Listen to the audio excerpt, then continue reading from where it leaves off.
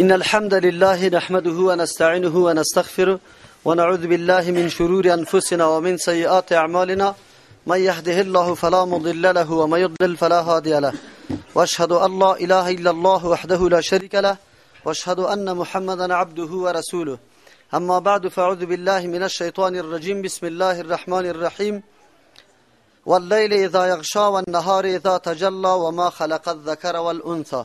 سوره واللیل شروع میشه. این سوره به نام لیل یاد میکنه. الله تبارک و تعالی سری شب هم قسم یاد کرده، اشاره به عظمت یا به او مرتبه‌ای که شب به نزد الله داره. اگرچه به نزد نظر ظاهری مردم چیزی خوب معلوم نمیشه، اما الله تبارک و تعالی در دنیا و مخلوقات خود همه چیزا را که پیدا کرده خالی از حکمت و مصلحت نیست، بلکه دارنده فواید و مصالح خیلی بزرگ است.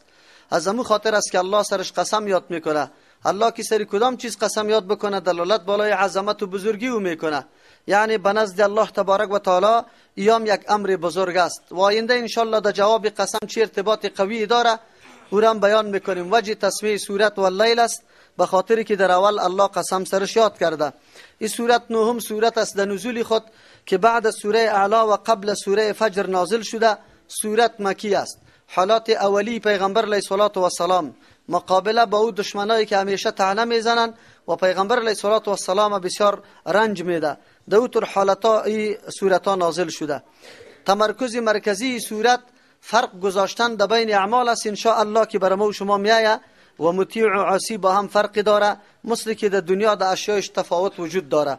ارتباط این سورت قط ما قبل الله تبارک و تعالی در اونجا تفریقی عاقبت بیان کرد. کسانی که رای خوب گرفته و یا بد گرفته، کسایی که نفسایشان تزکیه کرده و کسایی که در نفسای خود آلوده کرده، اردویشان الله نتایجشان برشان ذکر کرد. در اینجا بیان علتش میکنه که چرا در اونجا نتیجه فرق داره. علتش بیان میکنه به خاطر که عمل فرق داره، نیت فرق داره، اراده فرق داره، عقیده فرق داره. از همون خاطر وقتی که فرقا را ما خود مشاهده میکنیم در دنیا باید در اعمال خودم یقین داشته باشیم که فرق داره. این طور نیست که کلگی با هم برابر باشه، هر کس که طاعت الله را میکنه و هر کس که معصیت الله را بکنه هر دو یکسان باشه. و اینمی یکسان بودن نعوذ بالله تکذیب کردن روز جزا هست که این ناشی از عدم عقیده میشه. الله همچو مردما را سرزنش میده و تهدید میکنه. موضوع سورت هم امیگه. پس الله قسم یاد میکنه به شب و روز و به آن چیزی که الله پیدا کرده از نر و ماده، یعنی جنس مذکر و مؤنث. این چیزایی هستند که یقینا در بینشان تفاوت وجود داره. وقتی در بین از یا تفاوت است، در منافع، در اوصاف، در خصوصیات، در اثراتشان هم تفاوت وجود داره.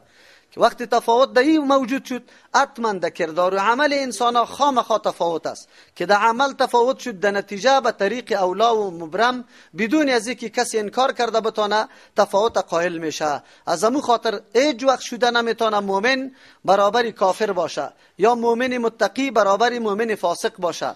هر کس نتیجه عمل خود خامخا میبینه. و واقعا آیات ها در او زمان خیلی کوبنده بود، خصوصا او مردمایی که در دشمنی پیغمبر برآمده بود تمام قوت ها و نیروهای خود به ضد اسلام خرج و مصرف میکرد. الله تبارک و تعالی در این جوارم تهدید میکنه و ترغیب میده به او مردمی که واقعا نیروهای خود برای خدمت اسلام پیش کرده، مثل ابوبکر صدیق رضی الله عنه که اول مصداقش است و بعد از تا روز قیامت هر کس که در راه ابوبکر رضی الله عنه روان میشه قرآن به کلگی ترغیب و بشارت میده. الله از جمله ما و شما را شمار کنه. بسم الله الرحمن الرحیم شروع میکنیم به نام الله که به اندازه مهربان نهایت رحم کننده است. واللیل قسم به شب، اذا یغشی در آن وقتی که بپوشانه. چی را بپوشانه؟ همه چیز میپوشانه. همه چیز در این شب به مثل یک کانونی که کلگی در او جمع میشه و سر کل چیزا پرده انداخته میشه. این پرده انداختن شب جبری از جانب الله است، یکی از جمله احکام تکوینی الله است که هیچ کس مخالفتش نمیتونه و این حکم الله حکم تکوینی جبری امی معنا را داره که خلافش کسی کرده نمیتونه. از همون خاطر است که الله سرش قسم هم یاد میکنه. شب چی فایده های داره؟ یقینا اگر ما در اسرار و رازهای شب دقیق مطالعه بکنیم تعدیل هواها را، یعنی فضای ما را برابر میکنه. اگر شب نمی بود روز میتور با دوام گرمی اضافه میشد. شما میبینه در روزهای دراز تابستان گرمی در کدام حد میرسه، ولی شب میگیره که از اینمی گرمی ها میکاهه. شب عبارت از اونمو امر اطمینان بخش برای انسان که خواب است، که همه نیروها و قوتهای ما خسته و مانده شده، چشم ما، دل ما، همه چیزای ما. الله تبارک و تعالی توسط خواب پس اینمی نیرو یا انرژی را اعاده میکنه به ای. و اگر میتون مسلسل و دوامدار کسی خواب نکنه، خود به خود دیوانه میشه که قبلا در آیات‌های سابقه برش اشاره کرده بودیم. از همون خاطر شبام یکی از جمله نشانه‌های قدرت الله که زیر تصرف الله میو میره. هیچ کس قدرت نداره که روز همینطور باقی بگذاره شب نبیاره، یا شب باقی بگذاره روز نبیاره. در اختیار الله تبارک و تعالی است. و همچنان نشانه نعمت الله تبارک و تعالی است که چه نعمت بر انسان کرده. و النهار اذا تجلی، قسم به روز در آن وقتی که تجلی بکنه، یعنی روشن شوه. روز که سرمایه یا سرچشمه آغاز و حرکت است. تمام موجودات فقط شروع میکنه به حرکت و آغاز زندگی خود. میدان وسیع برای چیست؟ سعی و عمل است که کی است که این عمل میکنه یا نمیکنه. الله این را روشن گردانیده و این مایه بسیار نعمتای الله تبارک و تعالی است. چرا که ما و شما همه امور خدا، خصوصا امور ضروری و که لا یحتاج است، در می روز ما و شما تکمیل و پوره میکنیم. یا یکی از جمله نعمتای الله تبارک و تعالی است. خو لیکن با وصف که لیل و نهار اردویش از جمله چیزایی است که حیات یا زندگی انسانها بالایش موقوف است، لیکن یک نکته یا راز دیگری هم داره. او راز کدام است؟ اردویش محل و وقت عبادت یا نزدیک شدن به الله تبارک و تعالی است.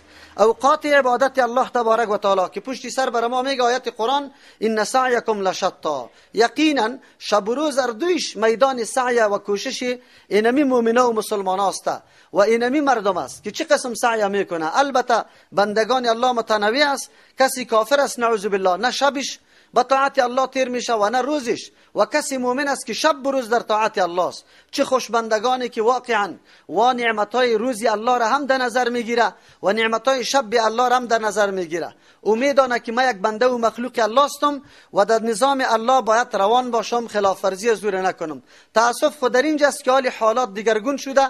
مردم ها هم شب معصیت میکنن، روز در کسب رزق و روزی خود همیشه پشت حرام میگرده. فریب، دوکه، غیبت، دروغ، ظلم، تجاوز، غصب، این گپا کلشان رواج است. حالی خو مسئله قمار، فحاشی، نعوذ بالله، شراب نوشی، زنا، این گپا خیلی زیاد وسیع شده. از همون خاطر است که امروز میدان مکمل از هر طرف خواهشات است و کسی باشه که ده همچون عصر دامن قرآن بگیره، راه قرآن بگیره و خود حمایه کنه و تقاشه و که پشت سر آیت بر ما میگه. این صورت یقینا اگر انسان تطبیق بکند در زندگی روزمره ما، فقط امروز برای ما نازل شده این صورت و ما را درس میده که ما چه قسم عمل بکنیم و دنیا کدام حالت داره. امروز شب امام در معصیت تیر میشه. با تاسف مردم ها اگر هیچ چیزی نداره خود تلویزیون در خانهش است. اگر او هیچ با یک فقیر 5 روپیه دادن نمیتونه، خو اما تلویزیونش تا صبح روشن میباشه، انواع فیلم ها را دش میبینه. افسوس است در حال اینطور مردم. قرآن بعد از او خاطر قسم یاد میکنه الله و ما خلق الذکر والانثى، و به او ذاتی که پیدا کرد جنس مذکر و جنس مؤنث.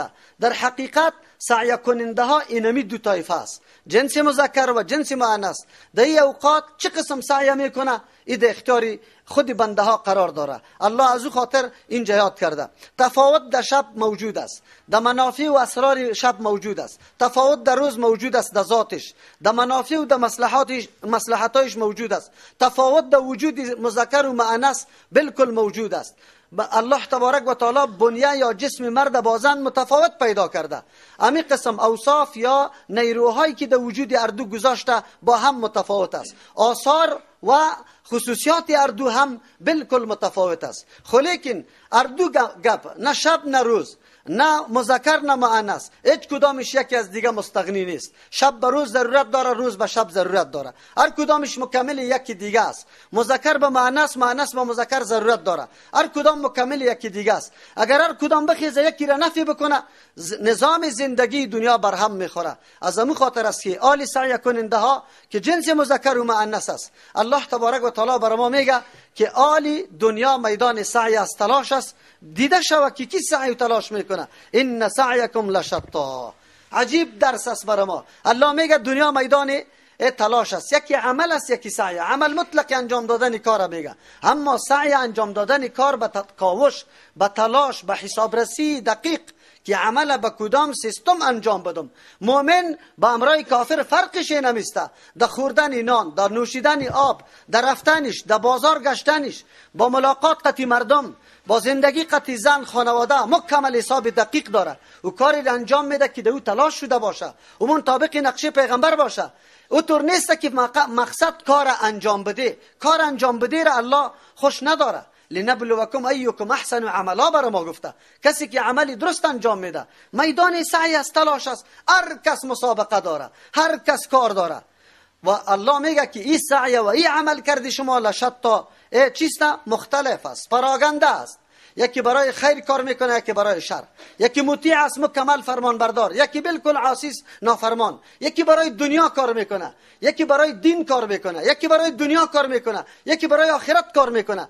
یکی در غم خود و مخلوق الله است و یکی کسی است که نه غم خود و نه مخلوق الله را داره. شما ببینید امروز عمل کردهای همه انسان ها را که شما مشاهده میکنید اینمی قسم متفاوت است، جدا جدا روان است. خوشا به حال کدام شخصی که شب فکرشان دی است که مسلمان چطور نجات داده میشه، دین چه قسم خدمت گذاری میشه، قانون قرآن چطور حاکمیت پیدا میکنه. اما یک آیت قرآن واقعا اگر ما خوب دقیق برش نظر بکنیم برای ما درس عظیم میده. میدان سعی است و سعیتان پیش کنید در ترازوی الله و رسول که کدام سعی مقبول است به نزد الله و کدام نیست، کدام سعی ممدوح است، کدام سعی نیست. کوشش‌ها را هر کس میداند. دنیا هم برآمده، ما و شما هم برآمدیم، کلگی برآمدیم. فاما من اعطا تفصیل میکنه. پس وقتی که اختلاف وجود داره، در شب و روز اختلاف، در مذکر و جنس مذکر و مؤنث اختلاف، در عمل اختلاف. وقتی که در این اختلاف هیچ کس انکار کرده نمیتونه، در نتیجه عمل هم انکار کس کرده نمیتونه. هر کس مطابق عمل کرد و کردار خود چی میکنه؟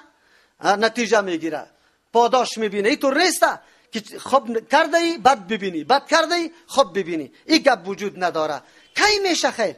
در دنیا خو این سرنوشت ما نمیبینیم، این نتیجه را ما نمیبینیم. ملت های مظلوم ما بیچاره در زیر ظلم های امید مستکبرین جهان سرکوب شده رایسته، خو ما ندیدیم. از امو خاطر وجدان ما بر ما حکم میکنه، آواز میده که روز و محکمه جهانی دیگری وجود داره که اونجا حاکم الله است. حاکم باز قاضیای وقت و دولت ما نیست، حاکم باز قاضیای بین الملل نیست، حاکم باز اینطور کسایی نیست که نعوذ بالله از یک طرف مردم شکنجه میکنه، از طرف دیگر نعره حقوق بشر میزنه. اونجا حاکم الله است، با کسی رابطه ذاتی نداره. لم یلد ولم یولد ولم یکن له کفوا احد. اونجا عدالت قائم میشه. قرآن برات درس داد. فاما من اعطا، سه برنامه مدار کل ایمان در سه نقطه چرخ میخوره. پشت سر در دیگه صورت ها هم امیگه پا بر ما میاد. فاما من اعطا، پس هرچی او کسی که داد. چی را داد؟ قرآن این را ذکر نکرده که کدام چیز داد. داد تمام چیزه. علم داشت داد، مال داشت داد، قوت داشت داد، نفوذ اجتماعی داشت داد، هر چیزی که قطعش موجود بود داد. چی رقم داد؟ او در جای درست داد. چرا که پشت سر میگه واتقا، دادن خو هر کس میکنه، مالم مردم مصرف میکنه، علمم مصرف میکنه. شما زحمتای همی کفار را ببینی، هر چیزا به ما داده رایسته، همه چیزا را به ما داده رایسته، لیکن در راه تقوا نیست. برای از این نیست که خود از عذاب الله محافظت در آخرت کنه و برای از این نیست که در دنیا راه هدایت کمایی کنه، بلکه برای اهداف دیگر، ریا، سمعت، مردم مدحش بکنه.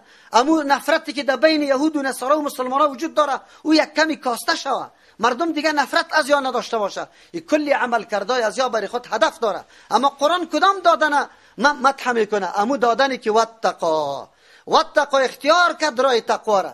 پیشم براتان تشریح کرده بودم تقوا نیروی درونی وجود انسان است که همیشه مبارزه با خواهشات داره، با دسایس شیطانی داره، با دسایس بیرونی انسانی داره، با تمام شبهات داره، شکوکات داره. اینی را به نام تقوا یاد میکنه.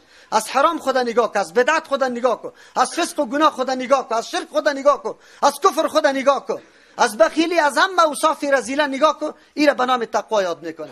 ولی اگر دادن مال باشه، تقوا دایش ایسته که مال حلال باشه، خالص به خاطر رضای الله بدی، او باز پشت سرش من و ازی نباشه که احسان بگذاری یا کسی را اذیت بدی. در راه درست مصرف کنی، در راه بیجا مصرف نکنی که پشت سر آیاتا برای ما تشریح میکنه ان شاء الله.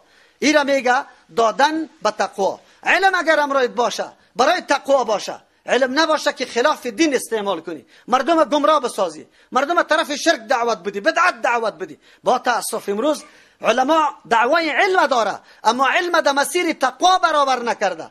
تقوای علم امیر میگه که تو حق نپوشانی، مردم کور نگاه نکنی، به مردم را واضح بیان کن. آلی برش جنبه ها پیدا نکو که اگر این قسم بود حیثیت ها برش بکش. عوام حیثیت نمیفهمه و تو ملا صاحب از کجای حیثیت پیدا میکنی؟ هرگاه که ملا را در تلویزیون رادیو دیده در این نوروز و گفت که اگر نوروز ما از این حیثیت که برفا گم شده، یکی گم شده، بخاری ورداشته شده، صندلی، از این خاطر پروا نداره. بگو لعنت الله سری تو باشه که تو ایرا میگی. آیا امیر روز است؟ امیر روز اولی حمل است؟ امیر روز که برفا از بین رفته، گاهی برفا در اولی حوت از بین میره، گاهی در 15 حوت از بین میره، گاهی یکی در 20 حوت از بین، او گاهی میشه که در 100 هم از بین نمیره.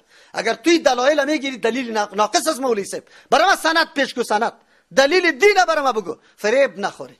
یادتان باشه این علمایی هستن که علم خود در مسیر تقوا نگذاشته، علم خود فقط در مسیر رضامندی و خوشنودی مردم گذاشته که مردم به کدام کلمه ما خوش میشه، دولت به کدام کلمه ما خوش میشه. اونمو مردم است و مردم دین نمیخواه و مردم بیدار نمیکنه. قرآن ما را میگه مسیر تقوا اختیار شود. تقوا از الله بترس، الله را حاضر و ناظر بدان در تمام گپای. این تقوای علم است. اگر تقوای قوتی است، تقوای قوت ای را تقاضا میکنه. من قوت دارم، خود توانمندی دارم. اینم اینجا کراچی بند مانده ده، چی 100 نفر تو بالا میشه، جوالی بیچاره خود کش کده رایسته، یک نفر قطش کمک نمیکنه. همون بیچاره پتلونی خیلی کونه را پوشیده، ده گل لولای پیزار پای کده، به الله قسم برای مجبوری است و بیچاره. لیکن تو همین قدر قوت هم داری، یک دستی تا چی نمیکنی. اما اگر قوتی تا دا چی کردی، قماندان صاحب زمین گرفته، تو برش لاف میزنی که با ما بان و اون مردم ها را از بین بردنش دما بان که چشما را اینقدر سری مردم کلاشینکوف گرفته بکشی و او را تهدید کنی که دیگه در سری نمره خود آمده نتونه، در سری دکان خود آمده نمیتونه. ایره تقوا در مسیر، ایره استعمال قوت در مسیر تقوا نمیگه. فرهنگ ما، مفکوره ما باید در مسیر تقوا باشه، حرکت ما در مسیر تقوا باشه، سخن ما در مسیر تقوا باشه. الله امیر از ما تقاضا داره و او وقت ما مؤمن میشیم. کدام شخص که پشتی سر به ابوبکر رضی الله عنه که کل زندگی حرکتش، خوابش، خورش، عمش برای مسیر تقوا بود، برای خدمت دین بود. قرآن بر ما میگه و صدق بالحسنا، تصدیق کرد بالحسنا. حسنا معنای جنت آمده، حسنا خصال نیک، حسنا کار شایسته به آمده. کلمه توحید الله تبارک و تعالی منافات نداره. کلمه توحید عمل شایسته است، جنت نتیجه عمل شایسته است و حسن عبارت هر او امری که عاقبت درست داره، خوب داره، تصدیق کرد و ای باور کردن به پاداش عظیم و نعمت بزرگ الله است. کسی که عقیده را داره که در اینمی عمل کوچکی ما که به خاطر رضای الله انجام میدم، الله پاداش میده. اینطور آدم هست که قدم بالا میکنه. یک امر خوبه ولو که کوچک باشه این حقیر نمیدانه، اگر امر بزرگ باشه این خوب به طریق اولا اهتمام میکنه. خب امر کوچک هم همینطور نمیگذاره بلکه تلاش میکنه که انجام بده. چرا؟ به خاطر که عقیده داره که پاداشش عوضش الله بر ما میده. کاش که تصور در مسلمانای ما موجود می بود. راستی تا نبگه اگر ما عقیده صحیح داشته باشیم، اعمال خود به مسیر تقوا برابر کنیم و سعی خود واقعا سعی حسنه بدانیم او درست بدانیم، شما بگه نجات کجاست؟ آلی غم غصه از کجا پیدا میشه؟ نفاق و بدبختی از کجا پیدا میشه؟ از هیچ کدامش پیدا نمیشه. مفسرین این جمله ها را تعبیر میکنه. مدار دین یا محور دین سه چیز است. یکی فعل مامورات است، یکی ترک محظورات است. آن چیزی را که الله فرمان داده و پیغمبرش او را انجام بده و از آن چیزی که الله و رسول منع فرموده خود منع بکو. و سومش عبارت از تصدیق به اخبار شرعی. الله که کدام چیز برات خبر داده، جنت، دوزخ، عذاب قبر، حساب و کتاب و پول صراط، همه گپاره این را تصدیق بکو. اینی محور دین است و مدار دین سر سه نقطه دور میخوره. الله چی میگه؟ کسی که سه امر انجام داد آلی در کدام مرتبه میرسی؟ الله چی مسیر برات انتخاب میکنه؟ فسنیسره للیسرا، یقینا ما آسان میسازم این آدم للیسرا برای انجام دادن چی کارای نیک. کارای نیک برش آسان میسازم. خو الله اینطور تعبیر نکرد که فسنیسر الاعمال چیستا صالحه له، برای آدم اعمال صالح آسان میسازم. این میگه ایرا برش آسان میسازم. طبیعت ازیرا طوری جور میکنم که هر امر الله در هر لحظه و در هر جای بیا باز دیگه قطعا سرکشی نمیکنه، انجام میده. حالی دیگه مسئله چون و چرا باقی نمیمانه که چرا بکنم دیگه از بین میره.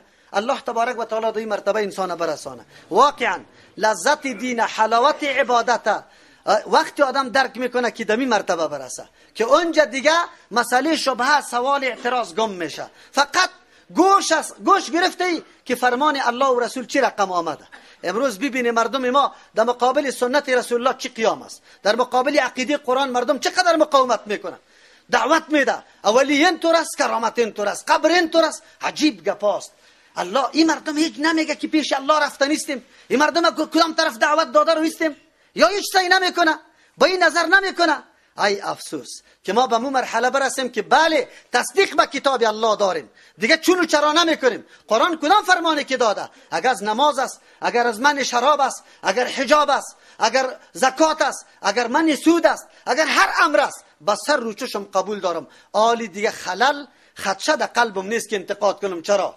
حالا میراث برای دختر دویسه، بچه اگیسه، بس سر رو چشم. حالا دین نوشتکو، بس نوشتکو. حالا شاهد بگی، در معامله شاهد بگی، باز چون و چرا نکنی. اینی را میگه فسنیسره للیسرا، زود است که آدم آسان بسازم. للیسرا برای خصال نیک، برای اموری که او خیلی نیک است، سری از آسان تمام میشه. او این علامه را خود مشاهده میکنی. وقتی نماز برسه این قدر تکلیف سرتان پیدا نمیشه. چرا؟ آیت ای را میگه که کسایی که واقعا عقیده و پاداش و نعمت الهی داره، ولو که عمل نیک مشکل است، روزه گرفتن از صبح تا بگاره در گرمی شدید با کارم در پالیش میکنی، صبحکی خیلی خسته و زله و مانده، خواب شیرین تو را غرق کرده، لیکن ندای ملکوتی را میشنوی از آذانه، اینجا را تو اعلام میکنی، در یخ میبری وضو میکنی. سخت است. جهاد سخت نیست، نفس خود پیش کردن است. حج سخت نیست، بر اولید دست پول پیدا کردی در زکات هم در حج، و باز برو خود هم خوب محنت بکش در مراسم حج.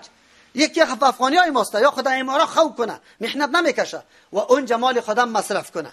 اونجا مال کلش سخت است، لیکن اونجا عقیده به پاداش الله داره. کسی که عقیده به پاداش الله داره این امور برش آسان است. کسی که میخواد عسل از آشیانه زنبوری عسل بکشه، ولی اگر 10 زنبوری عسل او را چک میزنه و نش میزنه، دقیقش نیست. چرا؟ به خاطری که عسل بد است میاره. مومن ایمان امیر رقم بکار است. امیتور نتیجه را عقیده و یقین آدم داشته باشه، اوجا باز مسیری تا درست کده میتونی. و اما من بخیله، قرآن 2 طایفه را جور میکنه، مذکر مؤنث جنسی شر کدامش که است؟ خو اینجا 2 طایفه است. یکی همون مردمایی بود که اعطا میداد و اتقا و صدق بالحسنى.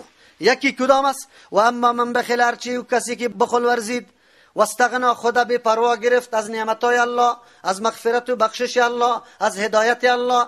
عجیب تعبیر است. هر کسی که بخل ورزید، بخیل کسی است که داره یک شی نمیده، و کسی که نداره چی را بده. عالم علم داره به کسی بیان نمیکنه. شما خو ملا صاحب را بگو چند سال در مسجد میشه، قسم برش بده 5 سال، 10 سال، 2 سال، 20 سال. بگو یک روز قرآن پس کردی این سورت ها را برای ما گفتی، این سورت چی میگه برای ما؟ ما لا اقل عقیده ایمان و توحید و یکتاپرستی الله را از قرآن یاد بگیریم. حدیث است، از مولایتان سوال کنید بگو حدیث موجود است یا نه؟ شاید بگو که موجود است. بگو یک روز خوامی را پس کو که ما در بیت الخلا چی رقم داخل شویم و چی رقم بشینیم. استنجا جزء وضو است یا نیست؟ شما مردم از سوال کنید، مردم قسم براتان میدم تا آلی را مردم قائل بایسته که استنجا جزء چیست؟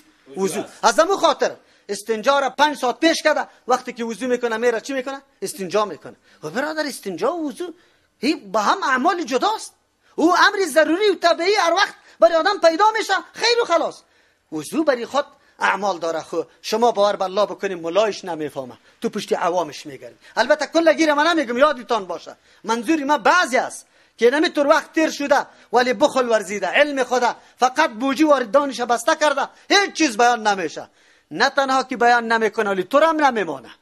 ولی میاد بخیر داخلی سوره باز داخلی قرآن بر ما میاد که مردم ها کدام مردم است. و اما من بخیل، مال داری، خب موقع را میبینی، مردم شکایت میکنه 30 دانه چینل برای افساد مردم، برای انحراف مردم جور شده، لیکن مسلمان چرا 10 دانه چینل در مقابلش جور نمیکنه؟ آیا نداریم ما مسلمان در وطن؟ آیا دلسوزی امی مردم جوان، دخترها و بچهای جوان نداریم که برای ازیا برنامه مثبت در اونجا مقرر کنه، در اونجا تعیین کنه؟ چرا نداریم؟ کجاست؟ باز یکی دیگه خودم والله اینطور شده، کلگی همینطور میگه. تجاری با ما میگه، میزنه مولای ما خود سر منبر چیخ میزنه، با فشار میگه که فساد آمده رئیس. مولا صاحب چند جوان از علمت مستفید کردی؟ بگو. تو حتی به دخترها اجازه نمیدی. و دخترها میره الحمدلله شاگردای ما کلش متحرک است، الله در عمرشان برکت پرته، دیگه الله توفیق بده. مسجد میره برای ما موقع بدیم مولا صاحب که ما اینجا دخترها را درس میگیم. وای دخترها لید مسجد بیا، اینی قچشون میکشه. بیچاره عوام اینقدر فریب میده، عوام برش نمیاد که مولا صاحب تو خود اینقدر خیانت کرده که در روز قیامت موقع تو میفهمی تو کسی دیگری هم نمیمانی که اینجا درس قرآن و حدیث شروع شود. اونو حالات ماست، اونمو بخل است، اونمو بخل خود هر چیز است. خود شما باور به الله بکنه، ایرم دیده که در یک مرکز تعلیم شما رو مردم باشه و یک عالم بیا و بگویه که مولوی صاحب خسته شدی، ما حاضر هستم که برای از یاد درس بگویم، او ما بگویم که نه نه نه نه تو نبیا. از این که در بخیلی سخت است یا نه؟ ما آرزویم همیسته که همی گپی حق در هر کس برسه ولو که از دهن کسی دیگه باشه. خوشبایی میشم که مردم مفکوره را بشناسه، ولی این بخلم باید ببینیم. این بخل بسیار سخت بخل است که بری درس قرآن و حدیث میدی لیکن مانعت شوه، میگه اینجا آمده نمیتونی. ما تقریبا در 5-6 مسجد کابل امی کمپاین ترجمه را کردیم. خو الله که رحمت در کدام جای نخواسته باشه نمیره، این خواسته الله است. و منطقه که کتاب الله ترجمه شوه که مورد رحمت الله قرار میگیره، الله که نخواسته باشه نمیشه. 5-6 مسجدی کلان ما انتخاب کردیم به می خاطر که شما و برادرها امروز سعی کنی در بیرون نشستی، لیکن در رأسش کی قرار داره؟ حاجی صاحب، در رأسش کی قرار داره؟ وکیل صاحب، در رأسش کی قرار داره؟ ملا صاحب. ان شاء الله در روز قیامت در جاغه دست میپرتیم اگر الله برای ما موقع داد در جهنم روی نکرد ما را. که چرا ما چی میگفتیم؟ غیر از کتاب الله، بیرون از کتاب الله و حدیث پیغمبر چیزی گفتیم ما را دمو ساعت بند کنه و جناب یا حاجی و جناب. لیکن در وقتی که کاری تنظیمت نمیشه، در وقتی که منفعت خودت نمیشه، دین پیش تو فقط در منفعت خودت چرخ بخوره، دیگه تو کدام کاری نداری با دین که دین وسعت پیدا بکنه. ما در 10 مساجد رفتیم برای ما جای نداده، در ترجمه قرآن جای نداده. از این مردم توقع اسلام عموم الله نماز الله اکبر میگه، او الله اکبر نمیشناسه. حالا ما چی میگفتیم؟ راست بگیم امروز؟ امروز چی میگیم؟ کتاب الله است ولی این بخیلی میکنه، در مسجد نمیگذاره. این بخیلی دیگه شسته کو مسلمان نمیگذاره که نماز به طریق سنت بخونه، این دیگه بخیلیشون، این دیگه حالشون. و اما من بخیله، بخل تنهایی را نمیگه که کسی سوال کنه پیسه داری نمیدی. بخل در هر چیز است، بخل در علم است، بخل در چیز مال است، بخل در آبرو و عزت است. در یک جای خواب سفارشت میچله، خواب میبینی که می گپی شام حق است، سفارش نمیکنی، باید سفارش بکنی. تو ندیدی در قرآن کریم برات نمیگه برای ادا و تحمل شهادت هر مسلمان باید بخیزه به 2 پای استاد شود که حق یک مسلمان ضایع نشود؟ تو سفارش نمیتی؟ ایران بخل میگه. و اما من بخیله، هر کسی که بخیلی ورزید. بخل خود کجا؟ اگر به این بخیلی کردی که عالم خیست، عالم تو را گفت که نه تو اینجا حق ما درس دادن است، تو نبیا، بازو نبخل. این در کدام حد میرسه؟ واستغنا، این در مقابل چیستا تا اتقاس، این خدا بے پروا گرفت. مستغنی کی را میگه؟ که پورا نیست خو خدا پورا میدانه، کامل نیست خو خدا فکر میکنه کامل هستم. این را مستغنی میگه. واستغنا، از چی چیز استغنا کرد؟ مال خدا مصرف نمیکنه. خب موقعش است، خب موقع است. شما بگوید اگر اینجا دینمی ترجمه قرآن کریم 10,000 خواهر و 10,000 برادرها می آمد، خوب بود یا نه که 100 خواهر و 10 نفر از برادرای ما بیا؟ کدامش خوب بود؟ ما نداریم دی وطن. امو کسایی که داد از خیرات و صدقات میزنه، کسی یک عالم پیدا شوه برای ما همی قدر بگوید که مولوی صاحب از همی ترجمه قرآن کده هم زیاد ثواب در دیگه جای وجود داره در صدقه. کسی یک عالم پیدا شوه بگوید برای. خود چرا؟ در میلاد پیسا را جمع میکنه، در هر جای در بدعتا مصرف میکنه، در ترجمه قرآن کجاست؟ بگوی. ما خود جای پیدا نمیکنیم که بشیریم داد میزنیم از اسلام. بیا قرآن مطالعه کن که قرآن کدام چیزا میگه. و اما من بخیله، کسایی که بخل ورزید، ما کم گرفته خدا، مال خودم مصرف نمیکنه. نفوذ اجتماعی. حاجی صاحب میتونستی که ملا صاحب میگفتی که این مولوی صاحب چی میگه؟ والا ترجمه قرآن شروع میکنه. الله تو را خیر بده. خدمت آبی وضویش در گردن ما، یک بخاری ازمش در گردن ما، بالکل شروع کن. لیکن چی میکنه؟ نه اشکونی که جای ندی. اینجا باز نفر زیاد میشه، وضوخانه اینطور میشه. اینجا بدبختا میاد کسایی که در ترجمه قرآن میاد، باز خودشون در عمر الله اکبر نماز نمیخونه، سری از او پټکه میکنه که اینجا را اینطور کده، اینجا را اینطور کده. عجیب نیست؟ خیر تو نگو که ریش سفید خلاص هستم. باور به الله بکو که در هر مسجد هستی تو مسئول هستی. چرا نفوذ اجتماعی تا در کار نمیگه بری؟ بخیل هستی. واستغنا. خود از ترجمه قرآن چی میدانن؟ بگه پوره. میگم ما به هدایت قرآن، به ترجمه قرآن هیچ نیازی نداریم. اول طایفه که خود مستغنی میگیره پیراست. پیر صاحبا میگم ما بس اینمی قدر از کاره که خود یاد گرفتیم، این امیرم ما به مردم میگیم دیگه به قرآن و حدیث ضرورت نداریم. چرا؟ از معدن خود میگیریم، مردم هدایت میکنیم. ولی دین از کجا یاد میشه؟ واستغنا. دوم، هر کس که گفت که من ایمانم تکمیل شده او بس دیگه ضرورت ندارم، این آدم حتما از راه حق خطا میشه. تو تا آخری عمره لحظه به لحظه اهدینا الصراط المستقیم. به هر رکعت نماز روز میگی یا یک روز میگی؟ به صراط مستقیم پابند باقی ماندن این گپ عادی نیست. پیغمبرم محتاج بود، امیر در دعای خود میگفت. او تو هم همین قسم هستی، ضرورت داری. واستغنا. آدم خدا بی پروا نگیره. بسیار تو فکر نکو که من بس رسیدم. نه، من خودم دمی حالت، شما باور به الله بکنی همین قدر تشنه هستم که می یک دقیقه وقت پیدا میکنم، وقت دیگه در پشت یک کتاب میگردم و نو فهمیدم که بله دروازه برام واس شده، نو باید معلومات حاصل بکنم. نو حالی من میفهمم که لذت قرآن کدام است، لذت دین کدام است. چرا ما آرام نشسته هستیم بس کفایت کردیم؟ از کجا کفایت کردیم خبر داری؟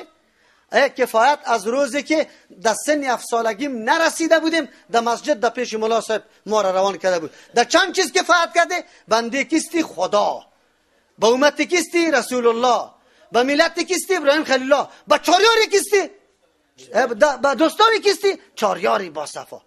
4 کلمه را مکمل ما و شما چی کردیم؟ اکتفا کردیم. خیر و خلاص، دیگه چیز وجود نداره. در عمر 7 سالگی خود مکتب جان انداخته. در مکتب جانم نه درس تفسیر است تا صنف نهم، نه عقیده است، نه حدیث است، هیچ چیز نیست. ترجمه چی لفظ قرآن اونم کدام مولانا را پیدا میکنه، بجای از اینکه کلمات صحیح بگه غلط برات تعلیم داده رو است. در 9 سالگی باز صرف بایی را برات شروع میکنه، ضربه از به ضربه نه. او کی یاد بگیره، او کی آشنا به لغت عربی شوه، او کی. حالی شما ساعتای قرآن کریمتان در چند رسیده؟ از معارف پرسان کنی. ساعت انگلیسی در چند رسیده و ساعت قرآن در چند رسیده؟ این شما پرسان کنی. بعد از همون خاطر است که میگه در صحنه امتحان پانتون میگفتن که همین 3م بنای اسلام کدام است؟ 3م بنای اسلام تو در صحنه امتحان پانتون یاد نداری. تو باز میری در مملکت فرانسه بورس میاری، اونجا گرگای مستشرق نشسته، از اون طرف هم سوال، از اون طرف هم سوال. یک دفعه میگه این قانونایی که اسلام وضع کرده جنایات است. ولی قاتل مقتول خو بیا از بین رفته، قاتل چرا کشته شد؟ این دزد از فقر و بیچارگی دزدی کرده. و دیگه میگه شهوت سرش با غالب آمده زنا کرده، خیر است. این میراثا اینطور است. انواع اعتراضات انتقادات سر اسلام میشه. تو بیچارگک 5 بنا اسلام یاد نداری، پس که بیای کلید اینی قدر پوندیده سری ملا. حالی دیگه نمیفهمی. ملا صاحب کی سوال کنی؟ ملای 4 کتاب است. ملای 4 کتاب کی گفتی که پیغمبر چرا 9 زن نگرفته؟ ما 4 زن، پیغمبر 9 زن. خود دیگه معلومات نداره بیچاره. پس بری پدرت میگه که بچه‌ت خود دیگه پرچم شد، رفت، خلاص شد. سری پیغمبر انتقاد کرد. بس دیگه برو تو هم کافر کشید، پدرت هم در مقابلت میزنه، برو بخیر. اینی نتیجه کل مساجد ماست، کل علم ماست که ما اکتفا به مو کردیم و استغنا شدیم. بله ما خود من نکردیم. یک روزی پنجشنبه ما در رمضان از ساعت 5 یا 5:30 تا 8:30 ترجمه داریم که در کار و باری مردم هم خلل واقع نشه. یک ماه رمضان در 1 سال در این زمستان که ما دوره میگیریم صرف به می خاطر که مردم از مکاتب بیکار است، از بعضی دفترها بیکار است، استفاده بکنه. کجاست مردم؟ همون که دوای دین میزنه که یک لااقل اما کلماتی که در نماز میخوان از معنا و مفهومش خبر شود. و استغنا، این میطور است. و کذب بالحسنا، تکذیب کرد حسنا را. باز ام کلی معانی درست است. با پاداش عملی خود تکذیب کرد. هیچ دقیقش نیست که آینده عمل است یا نه. از او خاطر مال نمیده که ثواب برش حاصل شود. کاری خیر نمیکنه. این عقیده را نداره. فسنیسره للعسرى، زود است که آسان بسازم، للعسرى، به کار یا خصلت خیلی دشوار و سخت. کارای سخت مراد از پیرش کارای ناگوار، گناه هاست، او را برش آسان میکنم، این را برش آسان میکنم. طبیعت ثانی از این میگرده. گپای گناه را انجام دادن مثل آب خوردن وری برش معلوم میشه. شما ببینید کسایی که زیاد در گناه غرق است، زنا برش معلوم نمیشه، غصب زمین برش معلوم نمیشه، دزدی برش معلوم نمیشه، قتل نفر برش معلوم میشه. هیچ عادی گپ است. غیبت، دروغ، لاف زدن، تکبر، این گپا خود حد نهایی است. مسئله قمار و بی‌حجابی و عیاشی این خو ثواب میدانه، این خو ثواب میدانه. قرآن میگه فسنیسره للعسرى و ما یغنی عنه ماله اذا تردى. بله این آدم خو بخیلی کرد، مال نداد او تمام روز دمال داد که الا پیدا کنم، مال چی میکنه برش؟ الله میگه و ما یغنی عنه، دفع نمیکنه از یادم ماله مالش اذا تردى، وقتی که هلاک شود. تردى میگه افتادن از بالا را. لازم قطع افتادن که از خیلی جای بلند باشه، هلاکت و مرگ است. از او خاطر اینجا تردى مانا ادا گور شود، بیفته، هلاک شود. ان علینا للهدى. قرآن چقدر واضح بر ما میگه. الله میگه ان علینا، یقینا بالای ماست. الله سری خود لازم کرده. ایرال وجوبی تفضلی میگه، سری خود واجب و لازم کردیم که برای شما هدایت بکنم. این لازم است. الله سری خود لازم کرده، ما واجب نکردیم، الله لازم کرده. ان علینا، یقینا بالای ما للهدى، هدایت کردن است. ما دیگه کار نداریم. تصمیم انتخاب و پیشروی و ترقی در دست خودتان است. قرآن میگه ما برنامه هدایت در دستتان میدیم. ان علینا للهدى، یقینا بالای ماست هدایت کردن. او کدام است؟ ترغیب میدم او شما را به قرآن کریم. چرا؟ هدایت حاصل میشه توسط یک راه کدام است که ما را در مقصد برسانه؟ بگوی کی است؟ قرآن کریم. ذالک الکتاب لا ریب فیه هدی للمتقین، هدی للناس، ان هذا صراط مستقیما فاتبعوه. او قرآن است، ما را ترغیب به قرآن میده. الله میگه هدایت بر ما است، براتون بیان کردیم در قرآن. از او خاطر ما با قرآن چنگ بزنیم. ما فقط امی قدر میکنیم که یک نمونه را پیدا میکنیم که با قرآن الله این رقم رابطه پیدا کنیم. دیگه حق قرآن پوره کرده نمیتونیم. و ان لنا للآخرة والاولی، دوم تنبیه. چی ضرورت است به عبادتی که به الله میکنیم؟ الله این قدر نیاز داره؟ نه. و ان لنا، یقینا برای ماست، للآخرة، جهان دیگه هم، والاولی، جهانم. هر دو جهان از اختیار ماست، برای ماست. هیچ ضرورت به طاعت کسی نداریم. در الوهیت ما چیز اضافه نمیشه و نه معصیت مردم و سرکشی مردم کدام ضرری در الوهیت و چیست ملکیت ما آورده میتونه. الله نیاز نداره. کار از خودت است، تصمیم از خودت است. آینده تا چطور تعیین میکنی؟ دوم ترجمه و ان لنا، یقینا تمام اختیارات، للآخرة، از دار آخرت، والاولی، از دنیا پیش ماست. پس وقتی که کل اختیارات پیش الله است، بعد از الله طلب شود، ام دنیا و ام آخرت. راه آخرت هم از الله طلب میکنی و راستی در دنیا، هدایت از دنیا هم از الله طلب میکنی. او الله برات گفته او راه ها را که برات تشریح کرده کیست؟ کدام کتاب است؟ بگوی کتاب الله. تشریحش دیگه کی کرده؟ سنت رسول الله. ما را دعوت میده که مردم بیای کتاب الله و سنت رسول الله را محکم کنی. فانذرتکم نارا تلظی، وقتی که گبی طور باشه که هدایت سری الله است. الله برای هدایت ما روان کرد. دو قسم هدایت، تکوینی و تشریعی. تکوینی هدایتی نمیست، کلان میشیم، نان خدا میخوریم، رای خدا، چشمای ما، همه چیز ما برابر است. یکی هدایت تشریعی است که ما مکلف شدیم به قوانین، ما در زیر حدود و مقررات چی شدیم؟ مکلف شدیم که حدود و مقررات باید در نظر بگیریم. حالی دلی ما توسته که ما حدود مقررات پیش میبریم. یعنی قرآن میگه با پیغمبر علیه السلام، این گپ پیغمبر علیه السلام، فانذرتکم نارا تلظی، یا الله میگه ما شما را بیم میدم از او آتشی که شعله میزنه، زبانه میزنه. وقتی که گپ طور است به این خاطر که شما را هدایت پیدا کنه، ما از او شما را بیم میدم توسط کی؟ پیغمبر. یا پیغمبر میگه شما را از او آتش که زبانه میزنه شما را بیم میدم توسط این قرآن کریم. لا یصلاها، داخل نمیشه در این آتش الا الاشقا، مگر خیلی بدبخت. او کافری که خیلی کافری اشقاست بدبخت است در مقابل اتقاست. او کسی است که نعوذ بالله شرک و کفر ورزیده. مؤمن گناهکار باز در اینجا از پیشش میبره، ولی این معنا را نداره که مؤمن گناهکار از سر در آتش داخل نمیشه. از همون خاطر یک دلیل مرجعه، کسایی که قائل بودن که کسی گناه میکنه هیچ کدام تاوان برش نمیرسانه جنت میره، از این آیت دلیل میگیریم اسی که مراد از اشقا کافر و مشرک است. کافر و مشرک در آتش میره، مؤمن گناهکار نمیره. جوابش غلط است. الله در اینجا تذکره کافر مشرک اعلا را کرده در مقابل مؤمن اتقا که خیلی اعلا مؤمن است. کسایی که مؤمن گناهکار است هیچ تذکرهش نکرده و از دیگه آیات قرآن معلوم شده که داخل جهنم میشه. یک جواب است. دوم جواب، اینجا بعضی مفسرین میگه اشقا مراد از اشقا اینجا امو کافری خیلی چیسته، لیکن مؤمن گناهکار در طبقه دیگه آتش میره. جهنم طبقات مختلف داره، در کدامش آتش است؟ مؤمن گناهکار در یک طبقش و کافر خیلی اشقا در دیگه طبقش. سوم، بعضی مفسرین میگه اشقا به معنای مطلق شقی است. هر کس که گناهکار است در اینجا مؤمن فاسق و کافر کلگی داخل میشه. الذی کذب و تولی، اشقا مکافر که کذب تکذیب که و تولی رو گردانید. کذب تعلق به ایمان داره، نپذیرفت دستوراتی که الله تبارک و تعالی روان کرده بود، دعوت پیغمبر را. و تولی در عمل هم ترکت، نه عملا انجام داد و نه در عقیده کرد. و سیجنبها الاتقا، بله اینطور مردم اینطور کسا داخل میشه در آتش. و سیجنبها الاتقا، زود است که کنار گیری کنه از آتش. الاتقا او آدمی که خیلی متقی است. خیلی متقی کدام است؟ الذی یؤتی ماله یتزکا، او کسی که میده مال خدا. خب برای چی میده؟ ماله یتزکا، میده مال خدا، یتزکا خدا پاک میکنه.